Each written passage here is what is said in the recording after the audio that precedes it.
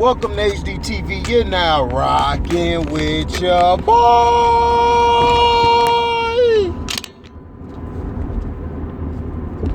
So if you didn't have a chance, you need to go check out Kwame Bust Life, where he interviews his teammate Etan, or I think it's Etan Thomas, or Etan Thomas. I think it's Etan Thomas, yeah. I hope I got it right. I apologize if I butchered your name. Now, excuse me, I'm tired. Now, what they talked about was a lot of things that the media still hasn't talked about. The media is still avoiding what Kwame Brown is putting out there in the air, which is helping these kids open up a program for these kids, or open up a school where they can be taught coding. Not only that, opening up a place where kids can learn how to do things, how to work on a trade. Instead of going to a regular school, which I wish I could change, I wish I could turn my degrees in and go get a trade. A trade would help you much better than a degree. You know, listening to my damn mama. Love my mama to death, but listening to her ass, I should have went and got a trade. But it is what it is, man.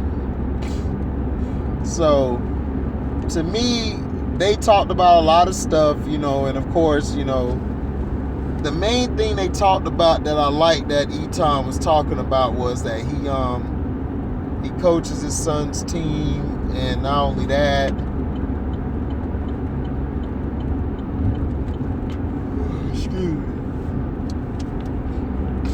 he has programs that he has running for the youth, and him, Kwame, and others are trying to get together so they can help take care of the youth, as well as open up centers. Open up centers in locally. So when these kids are out of school, they got somewhere to go. And these kids need places to go. They need places to get away from all the activity. Now, me, I don't live where I used to live. I'm out here in Texas. But once I start getting stuff flowing in for myself and getting things together, I'm going to start trying to go back to my old stomping ground in St. Pete and try to help out as much as I can. I want to give back that way. I've already been giving back. I've gave back, but I want to do more, and I just want kids to, be able to live a life that's fruitful and live a life that's very well challenged as far as learning how to make things with their hands, build things. And I feel like they've taken that away from us as black men, taking away everything that made us a man. Basically want us to depend on them. But that's how it is. But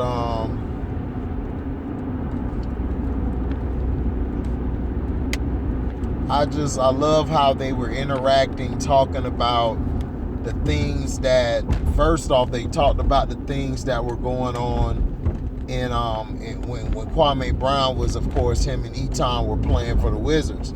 And they talked about the things that Michael would do and how Mike acted and stuff, and how Doug was, how Etan Thomas, had to draw or write to get away from slapping the hell out of Doug Collins. Kwame Brown was like, man, I just played cards. And he also would call his mom up there.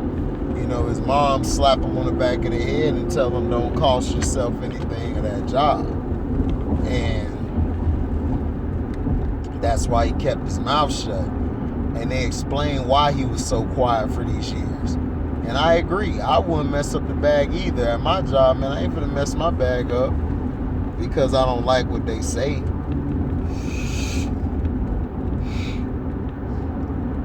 So,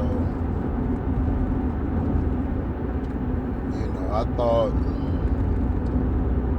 from listening to it, I liked how the setup was, how Kwame was interacting.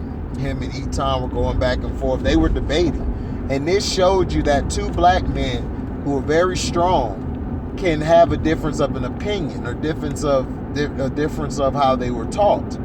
But at the end of the day, they came to a middle ground. Now, all that Etan wanted, I understand. He wants peace.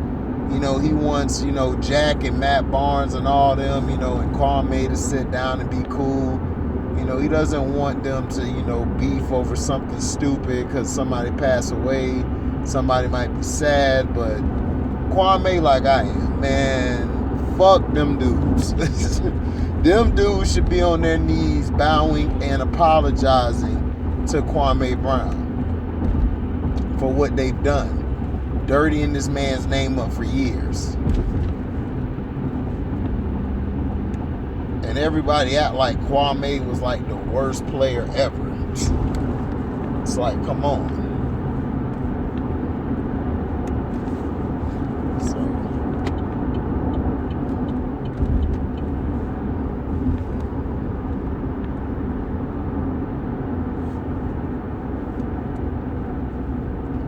but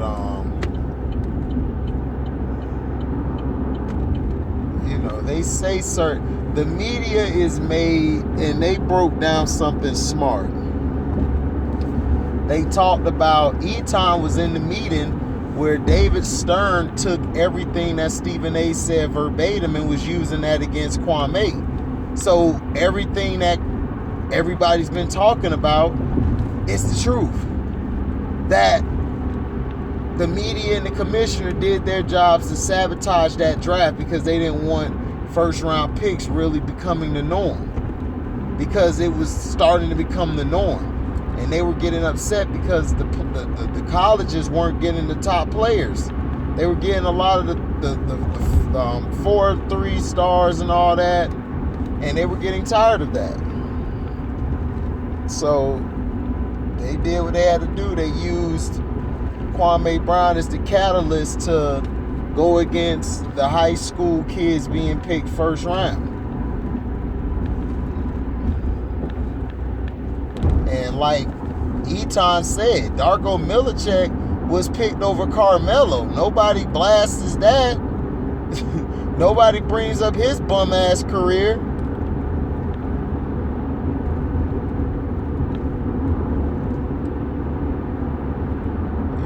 So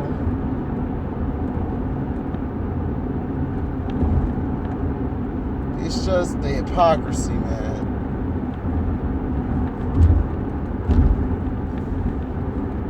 So that was very important to hear, how Etan broke it down and told him that David Stern was saying everything like Skip was. So Kwame already knows what's going on. He knows what's behind the scenes and all that's going on. He don't like it, but he knows what's going on. He's not stupid.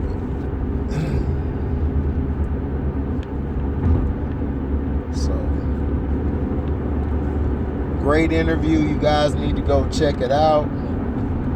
I get home, I'm going to watch the game and give a review tomorrow. Look like the Mavericks about to take it.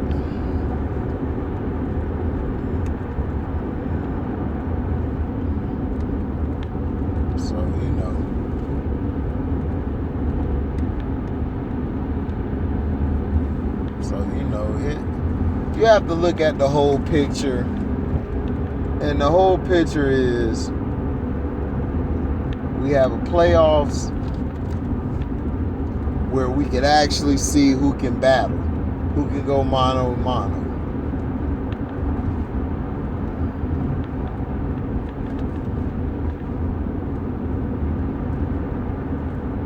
So,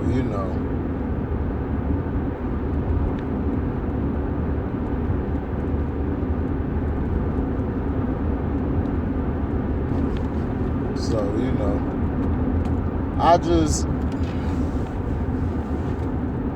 I just want more people to tune into his channel. Make sure you like, comment, subscribe to this channel, and hit the share button when you can.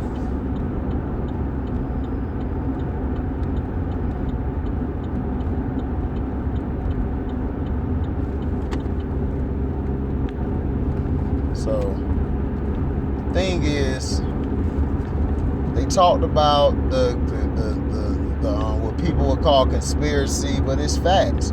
They sabotaged Kwame Brown's career because they wanted to basically make an example out of him, saying don't come to the don't do the international thing. That's international. I'm tripping. My bad, guys. Just tired. But the thing is, they basically were talking about how they wanted to do. Yeah, that's right. I'm going the right direction.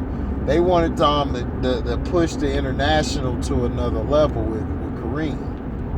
I mean, not Kareem, but they wanted to push the international and all that stuff over there instead of the black players who were coming out of high school. So that's why they banned it. But they had to make sure they had their token Negro in there, LeBrownies, Jankles, so then they could move on to the next, next with them.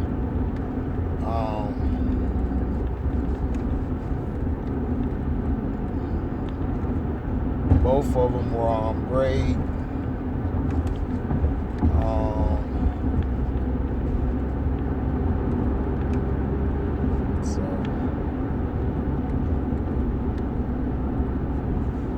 So I look at it as Kwame is doing something that he got in a couple months over what somebody been doing for years, and that's respect.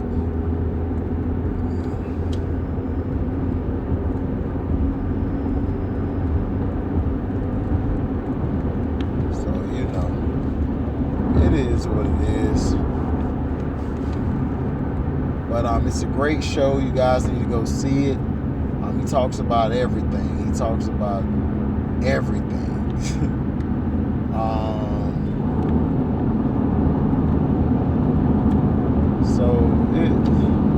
You have to be careful with things you say, but I'm all for everything he says, because for years and decades they've been silencing us, and they've been trying to tell us what and what not to do, or what's acceptable and what's not acceptable.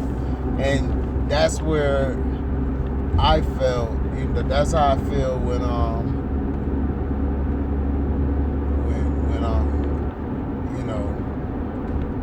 him and Tim Hardaway. Tim Hardaway, I'm sure. Yeah, Tim Hardaway. Him and Tim Hardaway love women.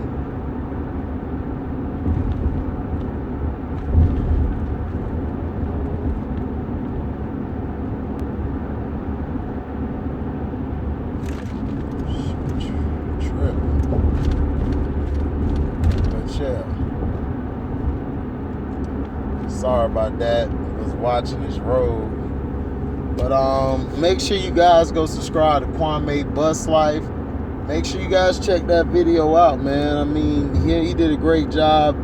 Etan, he says he's gonna have him on the show where he'll be able to talk more, and Etan could just sit there and listen on his podcast. And then he's about to go on Judge Joe Brown podcast.